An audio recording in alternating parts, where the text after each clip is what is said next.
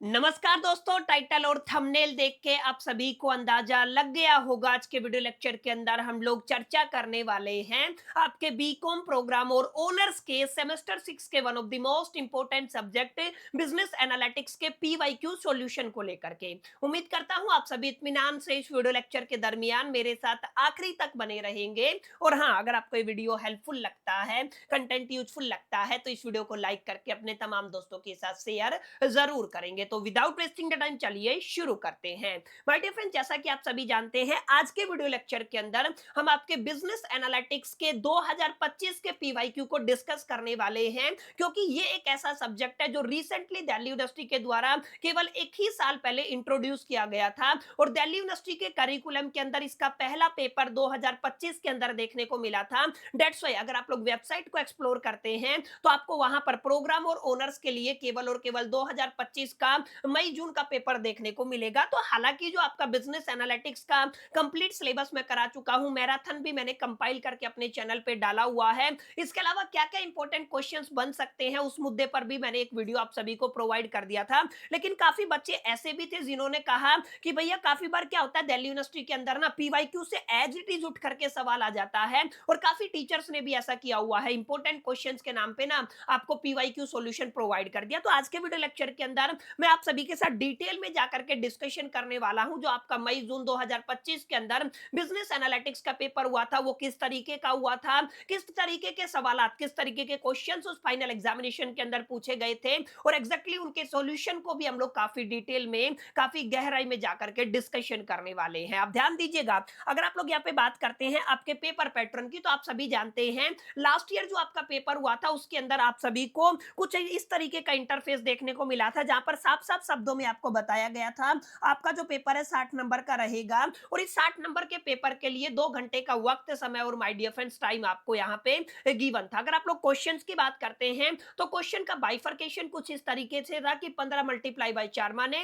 आपके entire syllabus के अंदर अगर आप लोग देखेंगे पेपर के अंदर तो आपको 4 क्वेश्चन गिवन होंगे। पहला क्वेश्चन कंपलसरी रहेगा और हर एक क्वेश्चन 15 मार्क्स कैरी करेगा। इसका मतलब 15 को अगर 4 से मल्टीप्लाई करते हैं तो आपका 60 आ जाएगा। तो कुल मिलाकर के आप लोग ये कह सकते हैं आपको इस बार भी बहुत हद तक आपके फाइनल एग्जामिनेशन के अंदर 4 क्वेश्चन देखने को मिलेंगे, जहां पर पहला क्वेश्चन रहने वाला है आपको ट्रू और फॉल्स बताने हैं। लेकिन ध्यान दीजिएगा, यहां पर हर एक क्वेश्चन का वेटेज आपके 3 मार्क्स का रहेगा। आई थिंक कितने का है, 3 मार्क्स का, ठीक है। तो अब यहाँ पे ध्यान दीजिएगा, या 5 मार्क्स का है। तो जो आप ट्रू और फॉल्स बताते हैं उनके पीछे आपको रीजन भी देना पड़ेगा कि ये जो स्टेटमेंट है ये किस तरीके से ट्रू है या किस तरीके से फॉल्स है। तो पहला क्वेश्चन इस बार भी आपको इसी तरीके का देखने को मिलेगा, जैसा कि आप सभी मेरी स्क्रीन पे देख पा रहे होंगे। ये आपका पीवाईक्यू है, जहां पे लिखा हुआ है, साफ साफ पूछा गया है, state whether the following statement are true और a false, justify your answer with the reason. देखिए साफ साफ पूछा है, पहले ट्रू और फॉल्स बताना है, उसके बाद अपने आंसर को भी जस्टिफाई करना है। और यहाँ पे ध्यान दीजिएगा, यहाँ पे कितने आपको अटेम्प्ट करने हैं, 5 क्वेश्चन है,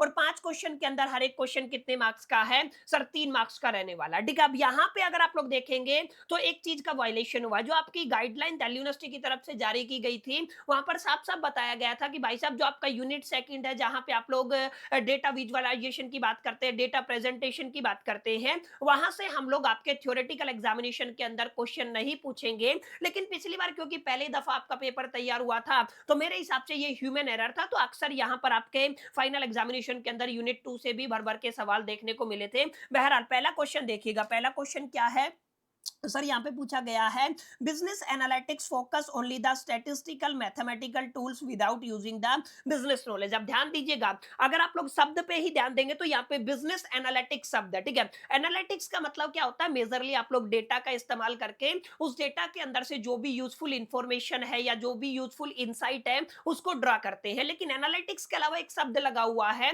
जिसको आप लोग बिजनेस बोलते हैं, माने इस एनालिटिक्स का इस्तेमाल करके हम लोग अपने बिजनेस के अंदर डिसीजन मेकिंग करते हैं। लेकिन क्वेश्चन क्या कहता है, क्वेश्चन कहता है बिजनेस एनालिटिक्स के अंदर हम लोग स्टैटिस्टिकल टूल्स के ऊपर भी फोकस करते हैं और मैथमेटिकल टूल्स के ऊपर भी फोकस करते हैं। ये बात ठीक है, लेकिन हम लोग यहाँ पे बिजनेस नॉलेज की जरूरत नहीं होती है। तो ये my dear friend statement absolutely false होने वाला है, क्योंकि आप सभी जानते हैं जब भी आप लोग बिजनेस स्टैटिस्टिक की बात करते हैं तो यहाँ पे स्टैटिस्टिकल टूल का इस्तेमाल करके, मैथमेटिकल टूल्स का इस्तेमाल करके एक रिजल्ट, एक डेटा आप लोग ड्राइव करते हैं, और उस डेटा के बिहाफ पे बिजनेस वर्ल्ड के अंदर, बिजनेस नॉलेज का इस्तेमाल करके आप लोग डेफिनेटली एक डिसीजन मेकिंग करते हैं। इसका मतलब यहाँ पे मोटा मोटा आप लोग ये कह सकते हैं कि सर ये जो आपका स्टेटमेंट है ना, ये किस तरीके का है, सर आपका फॉल्स स्टेटमेंट रहने वाला है। ठीक है, आई होप कितनी क्लैरिटी रहा होगा। अब यहाँ पे देखिएगा आंसर को कैसे रीजन देना, रीजन के अंदर लिखा हुआ है बिजनेस एनालिटिक्स की अगर आप लोग बात करते हैं तो ये केवल डिपेंड नहीं करता, देखिए does not depend only the statistic and the mathematics, it also required the proper knowledge of the business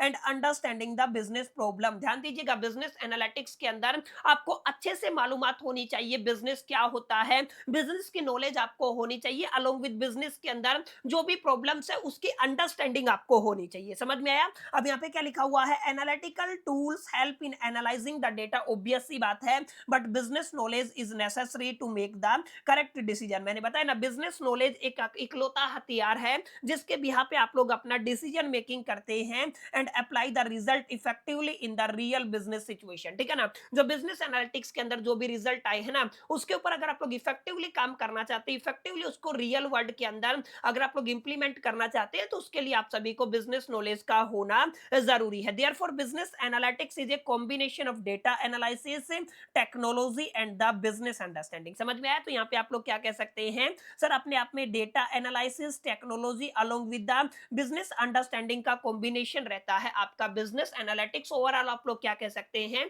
sir ये जो स्टेटमेंट बोला गया है ना, ये यहाँ पे फॉल्स बोला गया है। समझ में आया? तो ये आपका पहला क्वेश्चन था। कुछ इस तरीके के से आपको अपने आंसर को फ्रेम करना है अगर आपको इस तरीके का सवाल अक्सर आपके फाइनल एग्जामिनेशन के अंदर देखने को मिले। ठीक है, अब जो सेकंड पार्ट है उसको पढ़ते हैं। सर सेकंड पार्ट क्या दिया गया है आपका, prescriptive analytics suggest various possible outcome of the business scenario. अब ध्यान दीजिएगा, अब एनालिटिक्स के अंदर आपका एक डिस्क्रिप्टिव एनालिटिक्स होता है, ठीक है ना, एक आपका प्रिस्क्रिप्टिव एनालिटिक्स होता है, एक प्रिस्क्रिप्टिव एनालिटिक्स होता है, एक आपका प्रेडिक्टिव एनालिटिक्स होता है। दोनों के बीच में फर्क आपको समझ में आए। देखिए यहाँ पे क्या लिखा हुआ है, एक तो आपका प्रिस्क्रिप्टिव एनालिटिक्स है, एक आपका प्रेडिक्टिव एनालिटिक्स है। अगर आप लोग प्रेडिक्टिव एनालिटिक्स की बात करते हैं तो प्रेडिक्टिव एनालिटिक्स के अंदर क्या होता है, डेटा का इस्तेमाल करके, ट्रेंड्स का इस्तेमाल करके, पैटर्न्स का इस्तेमाल करके और स्टैटिस्टिकल टूल का इस्तेमाल करके हम लोग आउटकम्स को प्रेडिक्ट करते हैं। समझ में आया? जहां पे आप लोग आउटकम्स को प्रेडिक्ट करते हैं वो आपका प्रेडिक्टिव एनालिटिक्स कहलाता है। लेकिन आपका जो प्रिस्क्रिप्टिव एनालिटिक्स होता है ना, वहां पे हम लोग क्या करते हैं, वहां पे हम लोग एक बेस्ट ऑप्शन का चुनाव करते हैं, माने हमारे पास एक ही ऑप्शन रहेगा और उस ऑप्शन की प्रोबेबिलिटी, पॉसिबिलिटी और चांसेस बहुत ज्यादा रहेगी। अब इस क्वेश्चन को दोबारा पढ़िए, यहाँ पे क्वेश्चन क्या लिखा हुआ है, प्रिस्क्रिप्टिव एनालिटिक्स। अब प्रिस्क्रिप्टिव एनालिटिक्स के अंदर हमारे पास मल्टीपल आउटकम्स नहीं आती हैं, यहाँ पर हमारे पास केवल और केवल एक सॉल्यूशन आता है, एक रिजल्ट आता है। अब यहाँ पे क्या लिखा हुआ, prescriptive analytics suggest various possible outcome. क्या ये बात सही है? सर बिल्कुल गलत है, क्योंकि प्रिस्क्रिप्टिव एनालिटिक्स के अंदर आपको मल्टीपल आउटकम देखने को नहीं मिलती है। वो मल्टीपल आउटकम्स आपको कहां पे देखने को मिलती है, प्रेडिक्टिव एनालिटिक्स के अंदर देखने को मिलती है। समझ में आया? अब इसका आंसर कैसे फ्रेम करना, ध्यान दीजिएगा, ये आपका फॉल्स हो गया है। क्या लिखा हुआ है, प्रिस्क्रिप्टिव एनालिटिक्स मेनली फोकस करता है रिकमेंडिंग द बेस्ट एक्शन और ए solution for a business problem. समझ में आया?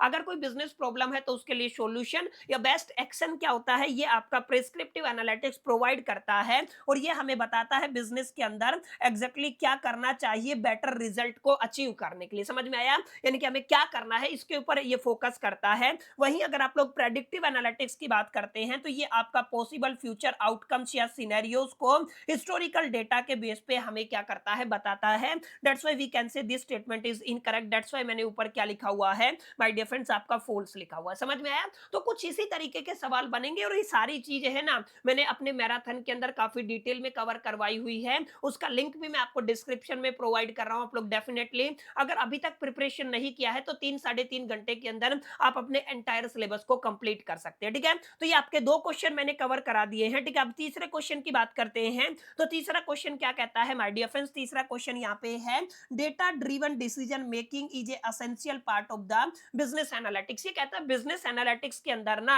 आपका डेटा ड्रिवन डिसीजन मेकिंग एक एसेंशियल पार्ट है। इसके ऊपर आपको कमेंट करना, तो बहुत ऑब्वियस सी बात है, बिजनेस एनालिटिक्स के अंदर देखिए, बिजनेस का मतलब डिसीजन मेकिंग करना है, एनालिटिक्स का मतलब क्या है, डेटा ड्रिवन जो आपके पास रिजल्ट है, डेटा ड्रिवन रिजल्ट के बेस पे आप लोग क्या करते हैं, डिसीजन मेकिंग करते हैं। इसका मतलब ये जो स्टेटमेंट है ये एब्सोल्युटली ट्रू है। समझ में आया? तो ये स्टेटमेंट कैसा रहेगा, एब्सोल्युटली ट्रू रहेगा। तो आप लोग क्या कहेंगे, सर ये स्टेटमेंट आपकी ट्रू है। अब ध्यान दीजिएगा, बिजनेस एनालिटिक्स की अगर आप लोग बात करते हैं तो यहाँ पे आप लोग क्या करते हैं, ऑर्गेनाइजेशन की हेल्प करते हैं ताकि आप लोग डेटा फैक्ट्स और आपके एनालिसिस के बेस पे डिसीजन ले पाए, ना कि अजम्पशन और द गैस वर्क के बेस पे डिसीजन ले पाए, ठीक है। And data driven decision making improve the accuracy, ध्यान रखिएगा, डेटा ड्रिवन डिसीजन के अंदर एक्यूरेसी बढ़ जाता है, एफिशिएंसी बढ़ जाता है, बिजनेस परफॉर्मेंस बढ़ जाता है। Therefore it is consider one of the most important part of the business analytics, that why we can say that this statement is true. समझ में आया? तो ये स्टेटमेंट क्या रहेगा माय डियर फ्रेंड्स, आपका ट्रू रहने वाला, ठीक है। तो कुछ इस तरीके के क्वेश्चन माय डियर फ्रेंड्स आपको आपके एग्जामिनेशन के अंदर देखने को मिलते हैं। तो अभी तक हम लोगों ने कितने पार्ट कर लिए सर? 3 पार्ट कर लिए हैं सर। चौथा पार्ट क्या कहता है? Business intelligence and the business analytics means the exactly the same thing, ठीक है। अब इसका आंसर आपको मेरे को कमेंट में टाइप करके बताना है, क्योंकि मैंने ये पूरा पढ़ाया हुआ है, ठीक है। थोड़ा सा विवेक का इस्तेमाल करेंगे, थोड़ा सा दिमाग लगाएंगे, तो आप इसके आंसर को अच्छे से एक तरीके से फ्रेम कर पाएंगे।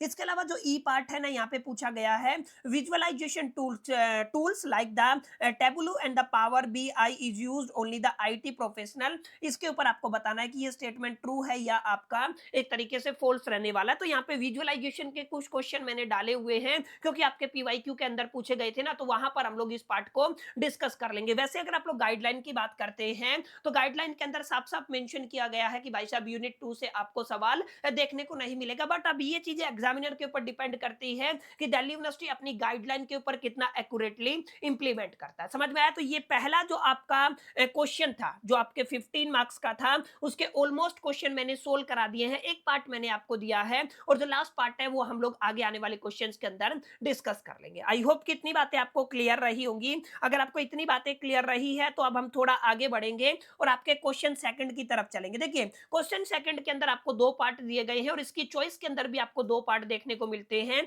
यहाँ पे पहला जो ऑप्शन दिया गया है ना, वो आपके 7.5 नंबर का है, दूसरा ऑप्शन भी कितने नंबर का है? 7.5 नंबर का है। अब ध्यान दीजिएगा, यहाँ पे क्वेश्चन क्या पूछा गया है, अलग अलग टाइप के डेटा आपको बताने। ध्यान दीजिएगा, types of the data business analytics के अंदर बताने हैं। दूसरे क्वेश्चन के अंदर आपको बताना है बिजनेस एनालिटिक्स और बिजनेस एनालिसिस के बीच में क्या फर्क होता है। ध्यान दीजिएगा, ये दोनों क्वेश्चन काफी अहम, इंपॉर्टेंट और जरूरी रहेंगे। अब डेटा टाइप्स की अगर आप लोग बात करते हैं ना, तो हमारे पास 2 पॉसिबिलिटी बनती है। एक डेटा का क्लासिफिकेशन आपने किया होगा कि भाई साहब एक डेटा स्ट्रक्चर होता है, अनस्ट्रक्चर होता है, ठीक है ना। इसके अलावा इंटरनल होता है, क्वालिटेटिव होता है, क्वांटिटेटिव होता है, एक्सटर्नल डेटा होता है। तो कुछ इस तरीके के डेटा आप सभी ने पढ़े होंगे। इसके अलावा आपका एक नॉमिनल, ऑर्डिनल और स्केल वाला डेटा पढ़ा होगा। तो यहाँ पे बहुत हद तक जब भी आपको केवल ये बोला जाए बिजनेस एनालिटिक्स के अंदर कितने टाइप ऑफ द डेटा है, तो आपको क्या करना है, ये आपका स्ट्रक्चर, अनस्ट्रक्चर, सेमी स्ट्रक्चर वाली एक्सप्लेनेशन लिख के आनी है। अगर एग्जामिनर आपसे पूछता है कि भाई साहब आपको डेटा टाइप बताने हैं, लेकिन वहां पर आपको बताने हैं कि आपका जो आपका ऑर्डिनल कौन सा होता है, इस तरीके के डेटा, स्केल वाला डेटा आपको बताना है, तो वहां पर आपको उनको एक्सप्लेन करना पड़ेगा। माने जहां पे स्पेसिफिक है वहां पे तो कोई टेंशन लेने की जरूरत नहीं है। जहां पे एग्जामिनर स्पेसिफिक नहीं है तो आपकी चॉइस है, जो आपको बेस्ट आता है आप उसका चुनाव कर सकते हैं, ठीक है। अब हम सबसे पहले आपके पहले क्वेश्चन को अंडरस्टैंड करेंगे।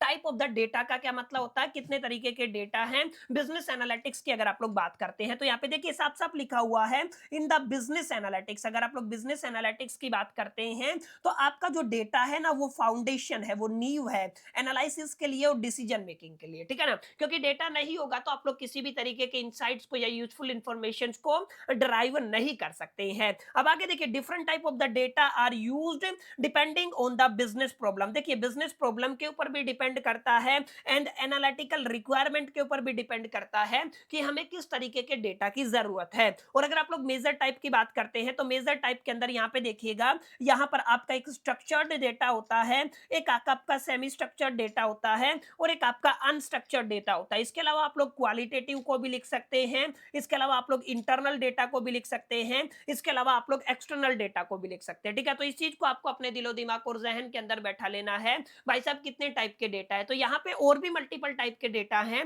लेकिन क्योंकि हम लोग केवल पीवाईक्यू सॉल्यूशन कर रहे हैं तो हम लोग कुछ कुछ डेटा को डिस्कस करेंगे कि जितना आपको 7.5 नंबर यहाँ पे मिल सके, ठीक है। अगर आप लोग स्ट्रक्चर डेटा की बात करते हैं तो स्ट्रक्चर डेटा वो आपका डेटा होता है जो एक फिक्स्ड फॉर्मेट के अंदर ऑर्गेनाइज होता है, जो स्ट्रक्चर्ड होता है, उसको क्या बोलते हो आप लोग? स्ट्रक्चर डेटा बोलते हो। जैसे किसी टेबल की फॉर्म में हो गया, रोज की फॉर्म में हो गया, या तो कॉलम की फॉर्म में हो गया, वो जो डेटा होता है ना वो आपका स्ट्रक्चर्ड डेटा कहलाता है। समझ में आया? यानी कि आप लोग क्या कह सकते हैं, structure data is organised in the fixed format such as a rows and column. समझ में आया ना? एक एग्जांपल दिया है सॉरी, कि जो आपका फिक्स्ड फॉर्मेट के अंदर डेटा होता है उसको आप लोग क्या कहते हो? स्ट्रक्चर्ड डेटा कहते हो। और स्ट्रक्चर्ड डेटा बहुत आसानी से स्टोर हो जाता है, उसको रिसर्च किया जा सकता है, उसको एनालिसिस किया जा सकता है using the database and the spreadsheet, ठीक है। स्प्रेडशीट और डेटाबेस का इस्तेमाल करके आप लोग इसको इजीली एक्सेस कर सकते हैं, अंडरस्टैंड कर सकते हैं, सर्च कर सकते हैं, स्टोर कर सकते हैं। जैसे अगर आप लोग बात करते हैं सेल्स के रिकॉर्ड हो गए, इंप्लॉइज का डेटाबेस हो गया, कस्टमर की डिटेल्स होगी और फाइनेंशियल स्टेटमेंट होगी, ये सब आपके स्ट्रक्चर डेटा के अंदर आते हैं, एक लगे बदे फॉर्मेट के अंदर इनको स्टोर किया जाता है। दैट्स व्हाई ये क्या होते हैं? आपके स्ट्रक्चर डेटा कहलाते हैं। अब यहाँ पे फीचर्स क्या होती है, फीचर्स पर जरूर गौर फरमाइएगा। जो आपके स्ट्रक्चर डेटा होते हैं ना वो आपके हाईली ऑर्गेनाइज्ड डेटा होते हैं और इनको स्टोर किया जाता है किसके साथ? रिलेशन डेटाबेस के साथ। Easy to analysis using the SQL, Excel जैसी टेक्निक का इस्तेमाल करके, टूल्स का इस्तेमाल करके आप लोग इनको इजीली एनालिसिस कर सकते हैं। समझ में आए? तो जो आपके फिक्स्ड फॉर्मेट के अंदर लगे बंदे होते हैं ना, या एक पर्टिकुलर पैटर्न के अंदर जो डेटा होता है उसको स्ट्रक्चर डेटा कहते हो। वही अनस्ट्रक्चर्ड डेटा होता है, वो does not follow a fixed format और ए स्ट्रक्चर। समझ में आया? अनस्ट्रक्चर्ड डेटा कोई फिक्स्ड फॉर्मेट या स्ट्रक्चर को फॉलो नहीं करता है। इस बात को आपको अपने दिलो दिमाग और जहन के अंदर बैठा लेना है। It is more complex and the difficult to analysis, ठीक है ना। ये आपका ऐसा डेटा है जो आपका ज्यादा कॉम्प्लेक्स होता है और इसको एनालिसिस करना करीब करीब डिफिकल्ट होता है। जैसे आपकी सोशल मीडिया पोस्ट का एग्जांपल ले सकते हैं, ईमेल्स का एग्जांपल ले सकते हैं, वीडियोस का, इमेजेस का, या तो आप लोग ऑडियो फाइल्स का एग्जांपल ले सकते हैं। क्योंकि आपका रोज और कॉलम जैसा, टेबुलर फॉर्म जैसा कोई स्ट्रक्चर्ड फॉर्मेट नहीं होता। दैट्स व्हाई इसको एनालिसिस कर पाना करीब करीब डिफिकल्ट टास्क होता है, ठीक है। अब इसकी अगर आप लोग फीचर्स की बात करते हैं तो जो आपका अनस्ट्रक्चर्ड डेटा है वो लार्ज वॉल्यूम के अंदर प्रेजेंट होता है। यहाँ पे आपको एडवांस टूल्स जैसे आप लोग आर्टिफिशियल इंटेलिजेंस या टेक्स्ट एनालिटिक्स का यूज करना पड़ सकता है and used for the sentiment analysis. 5वें यूनिट के अंदर मैंने पढ़ाया था sentimental analysis and the customer feedback. Clear है? तो कुछ कुछ बेसिक बातें हैं, स्ट्रक्चर्ड डेटा क्या है, अनस्ट्रक्चर्ड डेटा क्या है, इस तरीके का एक्सप्लेनेशन आपको देना है। आंसर किस तरीके से आपको रिप्रेजेंट करना है, आंसर किस तरीके से प्रेजेंट करना है, this is the main consent of the our video, ठीक है ना। ये हमारी आज की वीडियो है, जो आज का सेशन है उसका मेन कंसेंट ही यही है कि देखिए कैसे मैंने आंसर को फ्रेम किया, ठीक है। अब ऐसे अगर आप लोग यहाँ पे सेमी स्ट्रक्चर्ड की बात करते हैं तो ऐसा डेटा जहां पे आपको कुछ ऑर्गेनाइजेशनल प्रॉपर्टीज देखने को मिलती हैं लेकिन उनको परफेक्टली टेबल के अंदर बांध पाना करीब करीब एक डिफिकल्ट टास्क होता है। जैसे एक्सएमएल फाइल हो गई, जेसन फाइल हो गई और वेब डेटा हो गया, ठीक है। अगर आप लोग फीचर्स की बात करते हैं तो ये आपका फ्लेक्सिबल फॉर्मेट के अंदर easy to manage then the unstructured के कंपैरिजन में थोड़ा सा स्ट्रक्चर्ड होता है और कॉमनली वेब एप्लीकेशन के अंदर सेमी स्ट्रक्चर्ड डेटा का इस्तेमाल किया जाता है, ठीक है। तो इसको आप लोगों को थोड़ा सा पढ़ लेना है।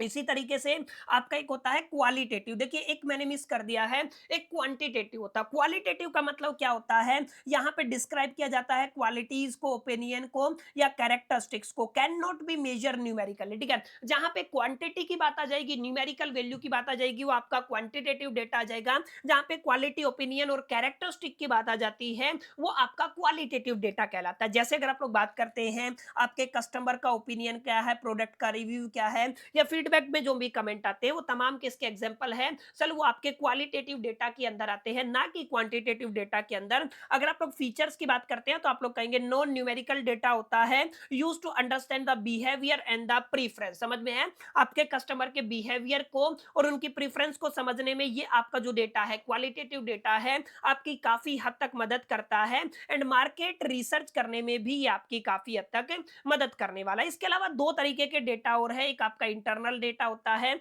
एक आपका एक्सटर्नल डेटा होता है। इंटरनल डेटा वो डेटा होता है जिसको within the organisation collect किया जाता है। Internal data collected from the within the organisation, जैसे सेल्स का रिपोर्ट हो गया, एचआर का रिपोर्ट हो गया और आपका इन्वेंट्री डेटा हो गया। ये विद इन द ऑर्गेनाइजेशन इस डेटा को कलेक्ट किया जाता है और इसके फीचर्स की बात करते हैं तो इजीली अवेलेबल होता है और reliable for the operational analysis, माने ये ऑपरेशनल एनालिसिस के लिए रिलायबल होता है एंड ये हेल्प करता है परफॉर्मेंस इवैल्यूएशन के अंदर। ठीक है, these are the very basic terminology जो हम लोग अपनी मैराथन के अंदर डिस्कस कर चुके हैं, तो मैं यहां पर काफी डिटेल में जाकर के आपको नहीं समझाऊंगा। हम लोग इतना समझेंगे कि ताकि आप लोग कैपेबल हो जाए और बाई चांस अगर इनमें से कोई क्वेश्चन रिपीट हो जाए तो आप लोग उसको इजीली टैकल कर सके। ठीक है, एक्सटर्नल डेटा वो डेटा होता है जिसको कलेक्ट किया जाता है फ्रॉम द आउटसाइड सोर्सेज, जैसे मार्केट का ट्रेंड होगा, गवर्नमेंट की रिपोर्ट होगी, कॉम्पिटिटर इंफॉर्मेशन हो गया, सोशल मीडिया डेटा। जैसे अगर आप लोग फीचर्स की बात करते हैं तो ये हेल्प करता है अंडरस्टैंड करने के लिए मार्केट कंडीशंस को, ये यूजफुल है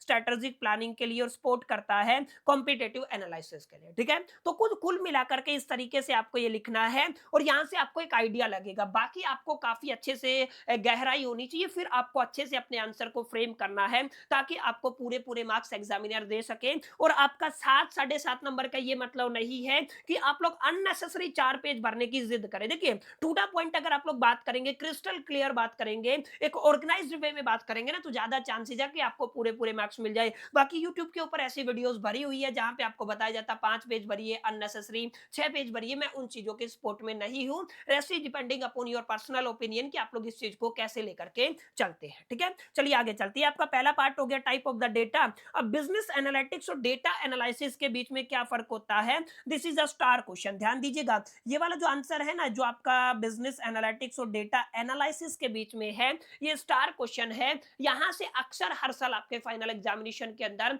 एक सवाल पूछा जाता है। ठीक है, तो प्लीज मेक श्योर करके इसको अपने दिलो दिमाग और जहन के अंदर बैठा लीजिएगा। अब मैंने एक आपकी टेबल तैयार कर दी है। अच्छा, अगर आप लोग नोट्स चाहते हैं ना, तो इस वीडियो को देखो यार, लाइक करना पड़ेगा, दोस्तों के साथ शेयर करना पड़ेगा, कमेंट सेक्शन के अंदर पीडीएफ टाइप कर दीजिएगा। साथ साथ हमारे टेलीग्राम चैनल को जरूर ज्वाइन कर लीजिएगा।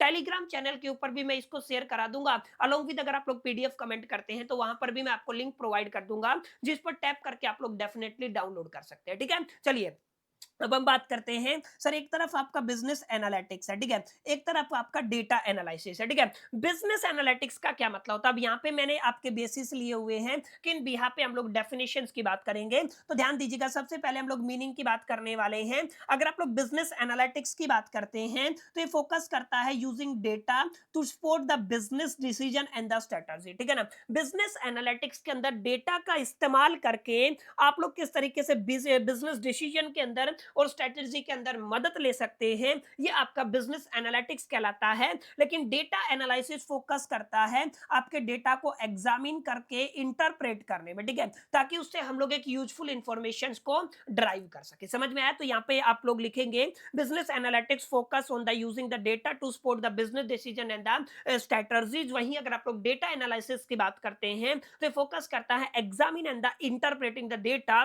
To find out the useful information. ठीक है, अगर आप लोग ऑब्जेक्टिव की बात करते हैं तो यहाँ पे ऑब्जेक्टिव ध्यान दीजिएगा, अगर आप लोग ऑब्जेक्टिव की बात करते हैं तो डेटा एनालिटिक्स के अंदर ऑब्जेक्टिव है बिजनेस प्रॉब्लम को सोल्व करना, डिसीजन मेकिंग को इंप्रूव करना। ठीक है, अगर आप लोग डेटा एनालिसिस की बात करते हैं तो ये आपका हेल्प करता है अंडरस्टैंड करने में आपके पैटर्न को and insight from the data को। ठीक है, इसी तरीके से स्कोप की बात करते हैं तो यहाँ पे brother concept including the statistical models, forecasting and the आपका बिजनेस स्ट्रेटजी, यानी कि यहाँ पे आपको ब्रॉडर स्कोप देखने को मिलता है।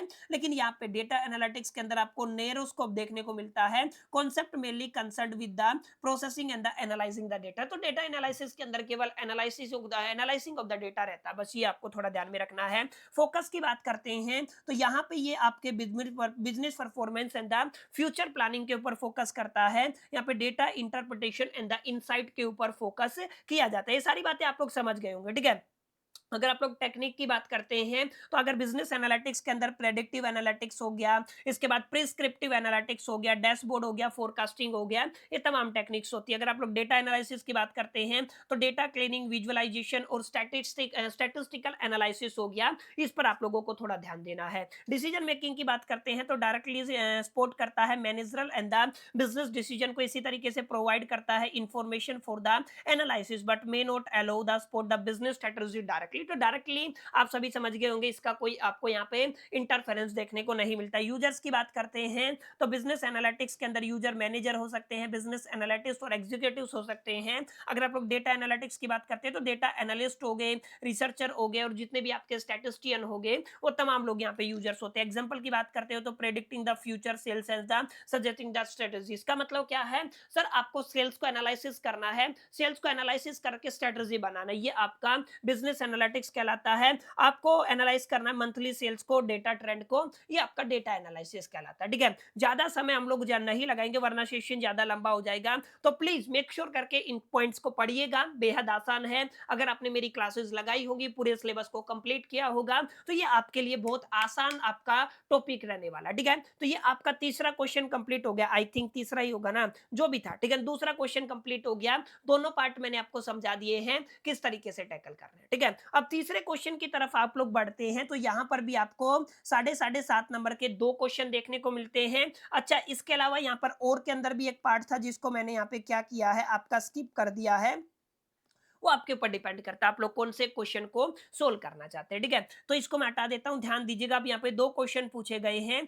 सर पहला क्वेश्चन क्या पूछा गया है, आपको डिस्क्रिप्टिव एनालिटिक्स को बताना। अभी अभी हम लोगों ने पढ़ा था how does it support to the business decision making, किस तरीके से बिजनेस डिसीजन मेकिंग के अंदर सपोर्ट करता है। उसके अलावा डैशबोर्ड, देखिए ये जो डैशबोर्ड है ना, ये यूनिट सेकंड से पूछा गया है, जो नहीं पूछना चाहिए था। और अगर आप लोग ये इस बार भी देखेंगे तो इस बार भी नहीं पूछना चाहिए, क्योंकि अब किस तरीके से पेपर डिजाइन होता है, मैं इस मुद्दे पर बार बार बात करता हूं कि ये डिपेंड करेगा, ये सिचुएशन के ऊपर डिपेंड करेगा। पर फिर भी हम लोग एक बार डैशबोर्ड को जरूर पढ़ लेंगे, ताकि हो सकता है ये क्वेश्चन रिपीट हो जाए, तो एटलीस्ट हम उसको टैकल तो कर पाए। ठीक है, अब सबसे पहला क्वेश्चन क्या है, डिस्क्रिप्टिव एनालिटिक्स क्या होता है। देखिए, डिस्क्रिप्टिव एनालिटिक्स का मतलब होता है process of the analyzing historical और a past data to understand what has happened in the business. समझ में आया?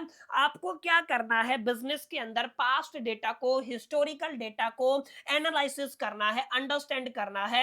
एनालिसिस करने का जो प्रोसेस है, ताकि आप लोग ये समझ सके कि what will happen in the business. ठीक है, ये क्या कहलाता है, ये आपका डिस्क्रिप्टिव एनालिटिक्स कहलाता है। इसका मतलब आप लोग कह सकते हैं डिस्क्रिप्टिव एनालिटिक्स के अंदर हम लोग केवल इसी मुद्दे पर जोर देते हैं, that is the what happen in the business. ठीक है ना, ये आपका इकलौता क्वेश्चन है जिसका आंसर कौन देता है, डिस्क्रिप्टिव एनालिटिक्स देता है। ये आपका समराइज करता है रो डेटा को into the meaningful information using the report, charts, graphs and the dashboards and the statistical technique. समझ में आया? और ध्यान दीजिएगा, एक और बात है, it is the most basic and the commonly use type of the business analytics. ठीक है ना, ये आपका मोस्ट कॉमन और type of the business analytics से रहने वाला है। कुल मिलाकर के बेसिक बातें हैं जो डिस्क्रिप्टिव एनालिटिक्स से जुड़ी हुई हैं, जिनको आपको पढ़ लेना है। ठीक है, एक आपका प्रेडिक्टिव एनालिटिक्स भी हमने पढ़ा था। ठीक है, ये कुछ कुछ analytics type of the analytics कुल मिला करके क्लियर हो जाते हैं। ठीक है, अब यहाँ पे डिस्क्रिप्टिव एनालिटिक्स की अगर आप लोग फीचर्स की बात करते हैं, तो ये आपका हिस्टोरिकल डेटा के साथ डील करता है, ऑब्वियस सी बात है।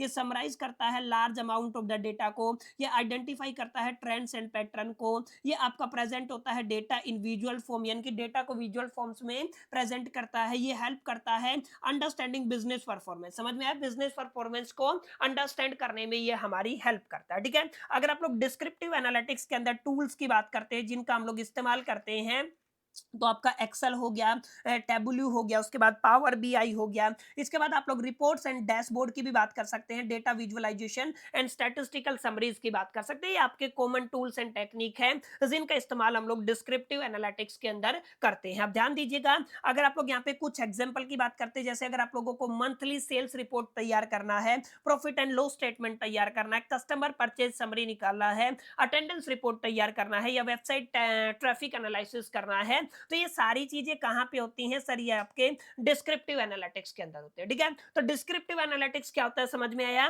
अब दूसरा क्वेश्चन था डिस्क्रिप्टिव एनालिटिक्स एग्जैक्टली किस तरीके से डिसीजन मेकिंग को सपोर्ट करता है, तो इसको आप लोग बड़े आराम से इस क्वेश्चन को आंसर कर सकते हैं। ध्यान दीजिएगा, डिस्क्रिप्टिव एनालिटिक्स हेल्प करता है मैनेजर्स की और ऑर्गेनाइजेशन की मेक करने के लिए better decision in the following veg. कैसे? ध्यान दीजिएगा, सबसे पहला है improve understanding of the business performance. कैसे? आपका जो बिजनेस बिजनेस जो आपका ये डिस्क्रिप्टिव एनालिटिक्स है किस तरीके से हेल्प करता है? It help business understanding past performance by analysing the sales profit customer behaviour and the operational efficiency. माने जो आपका पिछले जो आपका पास्ट का जो डेटा है ना उसको एनालिसिस करके आप लोग ये अंदाजा लगा सकते हैं कि एग्जैक्टली परफॉर्मेंस किस तरीके का है ऑर्गेनाइजेशन का, और उस परफॉर्मेंस के बिहा पे आप लोग फ्यूचर की प्रेडिक्शन कर सकते हैं। तो आपका ये पहला पॉइंट क्लियर हुआ। आपको आइडेंटिफाई करने में हेल्प करता है कि ट्रेंड क्या रहेगा और पैटर्न क्या रहेगा, क्योंकि हम लोग हिस्टोरिकल डेटा को एक तरीके से एनालिसिस करते हैं तो ये वहां पे भी काम आ जाता है। इसका मतलब managers can identify important trend such as increasing the sales, declining the profit and changing customer preference. ठीक है, ये सब आपके डेटा से ही निकल के आता है। ये आपके बेटर प्लानिंग को एक तरीके से करने में आपकी हेल्प करता है। आपको पता चल गया इस तरीके की प्रेडिक्शन फ्यूचर के अंदर होने वाली है पिछले डेटा को एनालिसिस करके, तो आप लोग बहुत आराम से बड़े प्यार से पहले ही अपनी प्लानिंग कर सकते हैं कि हमारे ये आपके एक्शन रहेंगे, इन प्लान पर एग्जीक्यूट करना है, ये चेंजेस करने हैं, सेल को इंक्रीज करना है कि डिक्रीज करना है। कुल मिलाकर के बेटर प्लानिंग के अंदर आपका डिस्क्रिप्टिव एनालिटिक्स आपको सपोर्ट करता है। आपको मतलब मैनेजमेंट की टर्म्स में बात कर रहा हूं, ठीक है। ये आपकी रिपोर्टिंग को इनहांस करता है, इसको पढ़ लीजिएगा।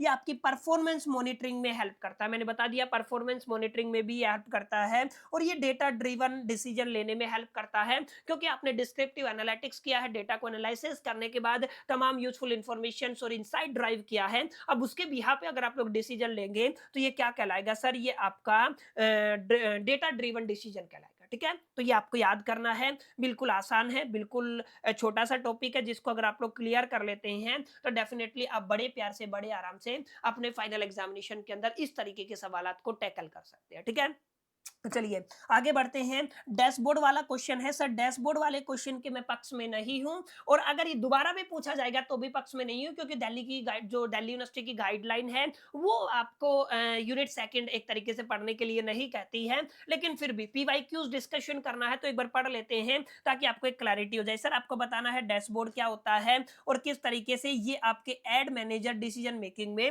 हेल्प करता है। तो देखिए जो आपका केपीआई होता है, केपीआई का मतलब की परफॉर्मेंस इंडिकेटर्स होता है। ठीक है, dashboard is a visual display of important business information and की परफॉर्मेंस इंडिकेटर। देखिए आपके बिजनेस की इंपॉर्टेंट इंफॉर्मेशन और जो आपकी केपीआईज होती हैं, आपकी की परफॉर्मेंस इंडिकेटर का एक विजुअल डिस्प्ले होता है जो प्रेजेंट करता है in the form of the charts, graphs, table and the report on a single screen. समझ में आया? यानी कि आपकी बिजनेस की जितनी भी डिटेल्स हैं उन तमाम इंफॉर्मेशन विजुअल्स को या केपीआईज को ये आपकी चार्ट्स की फॉर्म में, ग्राफ्स की फॉर्म में या फिर टेबल्स की फॉर्म में या सिंगल स्क्रीन के ऊपर प्रेजेंट करता है। ये क्या कहलाता है? डैशबोर्ड कहलाता है। ठीक है, अब डैशबोर्ड हेल्प करता है यूजर्स की मॉनिटर करने में उनकी बिजनेस परफॉर्मेंस को in real time and understanding data quickly. ये बहुत बेसिक बात आप लोग लिख सकते हैं। चलिए अगर आप लोग फीचर्स की बात करते हैं तो फीचर्स के अंदर क्या दिया गया है सर? फीचर्स के अंदर दिया गया है विजुअल प्रेजेंटेशन ऑफ डेटा होता है, रियल टाइम इंफॉर्मेशन अपडेट मिलता है, इजी टू अंडरस्टैंड होता है, इंटरेक्टिव एंड यूजर फ्रेंडली होता है और combine the data from the multiple source. सबसे जरूरी बात क्या है sir? Type of the dashboard. एक आपका ऑपरेशनल होता है, एक एनालिटिकल होता है, एक आपका स्ट्रेटेजिकल डैशबोर्ड होता है। ऑपरेशनल डैशबोर्ड आपका डेली बिजनेस ऑपरेशंस को मॉनिटर करने के लिए इस्तेमाल किया जाता है। एनालिटिकल डैशबोर्ड आपका डिटेल्ड एनालिसिस और आइडेंटिफाई करने के लिए ट्रेंड्स को यूज किया जाता है। स्ट्रेटेजिक डैशबोर्ड आप लोगों का top management for the long term planning and the decision making में इसका इस्तेमाल किया जाता है। ठीक है, तो इसको एक बार पढ़ लीजिएगा। अब किस तरीके से आपका ये जो डैशबोर्ड है, how dashboard add manager in the decision making, इस सवाल के अंदर आप लोग 4 पॉइंट लिख देना। दैट इज प्रोवाइड करता है quick access to information. Obvious सी बात है, जब हर जगह एक डैशबोर्ड के ऊपर, एक स्क्रीन के ऊपर इंफॉर्मेशन है तो उसको आप लोग इजीली एक्सेस कर सकते हैं। यहाँ पे इंप्रूव कर सकते हो आप लोग मॉनिटरिंग ऑफ द परफॉर्मेंस की मॉनिटरिंग इंप्रूव कर सकते हो, फास्टर डिसीजन ले सकते हो क्योंकि चीजें आपके सामने है, आइडेंटिफाई कर सकते हो ट्रेंड्स एंड पैटर्न को। इसके अलावा आप लोग इनहांस कर सकते हो कम्युनिकेशन को। These are very basic point, एक बार जिनको अगर आप लोग गो थ्रो करेंगे तो आपको क्लैरिटी हो जाएगा कि एग्जैक्टली किस किस तरीके से आपको अपने आंसर को फ्रेम करना है। ठीक है, तो माय डियर फ्रेंड्स ये तीसरा क्वेश्चन था जो क्लियर हो गया है। अब आगे अगर आप लोग बढ़ते हैं तो हमारा लास्ट एंड फाइनल क्वेश्चन आता है जहां यहाँ पे कोई 3 पार्ट आपको अटेम्प्ट करने हैं, 4 ऑप्शन दिए गए हैं। सबसे पहले आपका मल्टी कोलिनियरिटी है, मैंने पढ़ाया था। उसके अलावा आपका हेटेरोस्कैडोसिटी रहेगा, उसके अलावा आपका एक स्ट्रक्चर और अनस्ट्रक्चर्ड डेटा रहेगा, एक techniques of the textual analysis ये भी आपका करवाया हुआ है। आप लोग इसको भी कर सकते हैं, लेकिन ये थोड़ा-सा बड़ा हो जाएगा, इसलिए मैं इसको नहीं करवाऊँगा। हम लोग किसको करेंगे, मल्टीपल कोलिनियरिटी, उसके बाद जो आपका हेटेरोस्कैडोसिटी रहेगा और स्ट्रक्चर और अनस्ट्रक्चर्ड डेटा रहेगा। इसके ऊपर हम लोग एक बार चर्चा करेंगे। 30 सेकंड का ब्रेक लेते हैं, फिर उसके बाद कंटिन्यू करते हैं।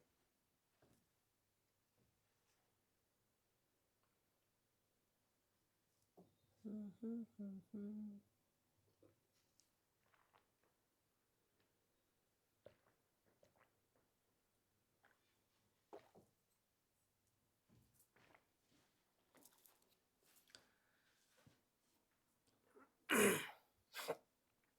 ऑल राइट, अब ध्यान दीजिएगा। मल्टी कोलिनियरिटी और जो आपका हेट्रोस्कैडोसिटी करके कॉन्सेप्ट है, इन दोनों का ताल्लुकात आपके रिग्रेशन से है। रिग्रेशन आप सभी ने पढ़ा होगा, एक आपका लीनियर रिग्रेशन होता है, एक आपका मल्टीपल रिग्रेशन होता है, ठीक है। अब लीनियर रिग्रेशन और मल्टीपल रिग्रेशन के केस में आप सभी ने देखा होगा एक ऐसा सिचुएशन होता है जहां पर आपके जो इंडिपेंडेंट वेरिएबल है, काफी बार दो या दो से ज्यादा इंडिपेंडेंट वेरिएबल काफी को रिलेटेड होते हैं, जिनकी वजह से एक तरीके का रिजल्ट आता है। इस सिचुएशन को क्या बोलते हैं आप लोग, मल्टीपल कोलिनियरिटी। ध्यान दीजिएगा कैसे लिखना है, ठीक है। यहाँ पे लिखा हुआ है एक ऐसी सिचुएशन किसके अंदर, रिग्रेशन एनालिसिस के अंदर, where two or more independent variables are highly correlated with each other, ठीक है ना।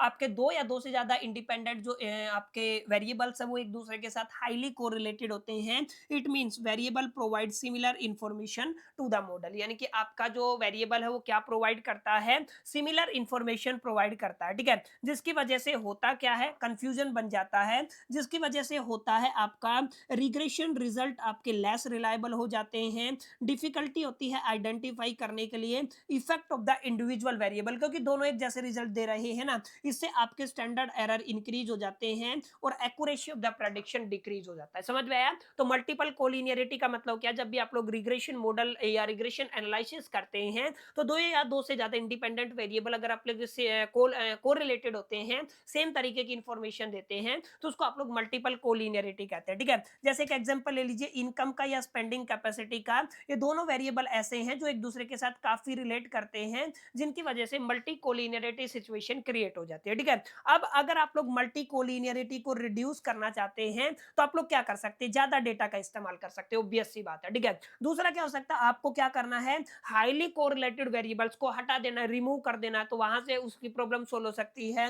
या आप लोग डायमेंशियलिटी रिड्यूसिंग टेक्निक का इस्तेमाल कर सकते हैं। जो आपका डायमेंशियलिटी रिडक्शन टेक्निक है ना, वो आपकी काफी हद तक मदद करती है। इसके बाद जो आपके रिलेटेड वेरिएबल है, या तो आप लोग उनको कंबाइन कर सकते हैं, कंबाइन करके वो आपका एक डेटा की टर्म में काम करेगा, ठीक है। तो ये बेसिक सा कॉन्सेप्ट है, समझ में आया कि नहीं है, बताइए, क्लियर हो गया होगा, ठीक है। इसके अलावा एक और है, that is the heteroscedasticity occurs when the variance of an error in regression model, यानी कि आपके रिग्रेशन मॉडल के अंदर जो एरर का वेरिएंस है is not constant for the all observation, माने जितनी भी ऑब्जर्वेशन, उन तमाम ऑब्जर्वेशन के अंदर वेरिएंस ऑफ एरर है वो अलग अलग आ रहा है, कांस्टेंट नहीं है। तो उस सिचुएशन के अंदर जो प्रॉब्लम क्रिएट होती है उसको क्या कहते हो, हेटेरोस्कैडोसिटी, ठीक है। अब यहाँ पे ध्यान दीजिएगा, जैसे अगर आप लोग इसको एक और डेफिनेशन में बता सकते हैं, when the spread of A error terms changes across the data point it is called the heteroscedasticity। जैसे अगर आप लोग एग्जांपल देना चाहते हैं, यार एग्जांपल को पढ़ लीजिएगा, ठीक है। इफेक्ट देखिए, इफेक्ट क्या होते हैं, ठीक है। अगर आप लोग यहाँ पे देखेंगे तो रिग्रेशन रिजल्ट आपका इनसफिशिएंट हो जाता है, प्रेडिक्शन में इनएक्यूरेट हो जाता है, standard error become the unreliable, और आप देखिएगा हाइपोथेसिस टेस्टिंग में बी गिवन इनकरेक्ट रिजल्ट, ठीक है। मेथड्स ऑफ, अच्छा इसको कैसे कंट्रोल किया जा सकता है, आप लोग ट्रांसफॉर्म द डेटा कर सकते हैं, वेट रिग्रेशन मेथड का इस्तेमाल कर सकते हैं, आप लोग आउटलायर्स को रिमूव कर सकते हैं और इंक्रीज कर सकते हैं सैंपल साइज को। तो ये तमाम वो चीजें हैं जो मैंने पढ़ाई थी आपकी यूनिट 5 के अंदर काफी डिटेल में जाकर के। उम्मीद करता हूं वहां पे आपको क्लैरिटी मिल गया होगा, ठीक है। तो ये आपका क्वेश्चन था, लास्ट क्वेश्चन था, जहां पे हमने 2 पॉइंट क्लियर कर लिए, मल्टी कोलिनियरिटी क्या होता है और आपका हेटेरोस्कैडोसिटी क्या होता है, ठीक है। अब एक क्वेश्चन और रहता है, दैट इज स्ट्रक्चर्ड और अनस्ट्रक्चर्ड डेटा। उम्मीद करता हूं आप सभी इसके बारे में जानते जानते होंगे कि भाई साहब स्ट्रक्चर्ड डेटा क्या होता है और अनस्ट्रक्चर्ड डेटा क्या होता है। अभी आप सभी ने पढ़ा होगा, थोड़ी देर पहले पढ़ाया था, फिर भी एक बार गो थ्रू कर लेते हैं। आपका स्ट्रक्चर्ड डेटा है, अनस्ट्रक्चर्ड डेटा है, एक ऐसा डेटा जो किसी फिक्स्ड फॉर्मेट के अंदर नहीं होता है, वो आपका अनस्ट्रक्चर्ड डेटा कहलाता है। और data organized in row and column, यानी कि एक फिक्स्ड फॉर्मेट के अंदर जो डेटा होता है वो स्ट्रक्चर्ड डेटा होता है। और स्ट्रक्चर्ड डेटा अमूमन डेटाबेस के अंदर स्टोर होता है। अनस्ट्रक्चर्ड डेटा फाइल, मीडिया या ईमेल के अंदर स्टोर देखने को मिलता है। मैंने एग्जांपल भी दिए थे, ठीक है। अगर आप लोग स्ट्रक्चर्ड डेटा की बात करते हैं तो इसको एनालिसिस करना आसान होता है, अनस्ट्रक्चर्ड डेटा को एनालिसिस करना डिफिकल्ट होता है। अगर आप लोग फॉर्मेट की बात करते हैं तो स्ट्रक्चर्ड के अंदर हाईली ये आपका ऑर्गेनाइज होता है और अनस्ट्रक्चर्ड के अंदर ये रैंडम और कॉम्प्लेक्स होता है, ठीक है। अगर आप लोग एग्जांपल की बात करते हैं तो एक्सेल सीट, सेल्स रिपोर्ट ये स्ट्रक्चर्ड डेटा का एग्जांपल है। Videos, image, social media post ये सब अनस्ट्रक्चर्ड डेटा का एग्जांपल है। अगर आप लोग स्ट्रक्चर्ड डेटा की बात करते हो तो यहाँ पर आप लोग एसक्यूएल और एक्सेल जैसे टूल का इस्तेमाल करते हैं। अनस्ट्रक्चर्ड को एनालिसिस करने के लिए एआई, आर्टिफिशियल इंटेलिजेंस, आपका एनएलपी और मशीन लर्निंग, एमएल जैसी टेक्निक का इस्तेमाल आप लोग करते हैं। और आपका जो स्ट्रक्चर्ड डेटा वो लेस फ्लेक्सिबल होता है और आपका अनस्ट्रक्चर्ड डेटा हाईली फ्लेक्सिबल होता है, ठीक है। तो माय डियर फ्रेंड्स, ये आपका क्वेश्चन पेपर था जहां पर हम लोगों ने देखा जो आपकी दिल्ली यूनिवर्सिटी की तरफ से पहला क्वेश्चन पेपर पूछा गया है आपके 2025 के अंदर, उसके सॉल्यूशन को देखा आंसर को किस तरीके से आप लोग फ्रेम कर सकते हैं, एक बेहतर प्रेजेंटेशन किस तरीके से कर सकते हैं और किस तरीके से आप लोग एक पेपर को सोल्व कर सकते हैं। ये छोटा सा वीडियो है, ज्यादा समय मैंने आपका नहीं लिया है क्योंकि हम लोग ऑलरेडी बहुत कुछ पढ़ चुके हैं। ये लास्ट मोमेंट पे एक चीज बचा हुआ था जो पेंडिंग था, जिसको मैं आज के टाइम पे, आज कितना डेटा, आई थिंक आज हमारे पास है 17 मई को, 19 मई को पेपर, अभी भी टाइम है। तो आप लोग अच्छे से इस वीडियो को देखिएगा, एनालिसिस कीजिएगा। अगर आप लोगों का आगे इनिशिएशन का पीडीएफ चाहिए तो वीडियो को लाइक करें, फटाफट से दोस्तों के साथ शेयर करें और कमेंट में पीडीएफ लिखते साथ साथ टेलीग्राम चैनल ज्वाइन कर लें। एज सुन एज पॉसिबल हम लोग इसका पीडीएफ आप सभी को प्रोवाइड कर देंगे। बाकी इस वीडियो के अंदर इतना ही, मिलते हैं नेक्स्ट वीडियो के अंदर। जब तक के लिए मैं तो soul the best, till the keep learning.